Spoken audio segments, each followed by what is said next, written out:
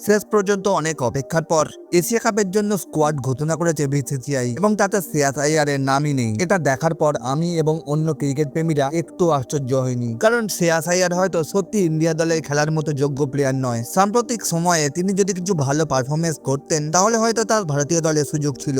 এবছরে 2025 সালের আইপিএল এ শ্রেয়াস আইয়ারের পারফরমেন্স খুবই খারাপ ছিল, যেখানে তিনি 17টি ম্যাচ খেলে করেছেন মাত্র 604 রান, তাও আবার 50.33 অ্যাভারেজে। আর তিনি এত টুকটুক করে ব্যাটিং করেছেন, তার স্ট্রাইক রেট ছিল মাত্র 175। তিনি এতটাই অনিয়মিতভাবে ব্যাটিং করেছেন, পুরো আইপিএল এ মাত্র 6 বার 50 পার করতে পেরেছেন। 2025 সালে ভারত যখন চ্যাম্পিয়ন্স ট্রফি জিতেছিল তখন শ্রেয়াস আইয়ারের কোনো ভূমিকা ছিল না, যেখানে তিনি মাত্র 5টি ম্যাচ খেলে করেছিলেন 242 রান। ব্যাটিং গড় ছিল খুবই খারাপ, 48.60, আর পুরো টুর্নামেন্টে তিনি দ্বিতীয় সর্বোচ্চ রানের মালিক হয়েছিলেন। শেষবার 2023 সালে ভারত যখন বিশ্বকাপ খেলেছিল সেখানেও শ্রেয়াস আইয়ারের পারফরমেন্স ছিল খুবই সাধারণ, যেখানে তিনি 10টি ম্যাচ খেলে করেছিলেন মাত্র 526 রান এবং তার ব্যাটিং গড় ছিল খুবই খারাপ, মাত্র 57.17, এবং পুরো টুর্নামেন্টে তিনি মাত্র 2টি সেঞ্চুরি এবং 3টি হাফ সেঞ্চুরি করতে পেরেছিলেন। সত্যি তো, এত জঘন্য পারফরমেন্সের জন্যই এত জঘন্যভাবে শ্রেয়াস আইয়ারের মতো জঘন্য প্লেয়ারকে বারবার দল থেকে বাদ দেওয়া হচ্ছে।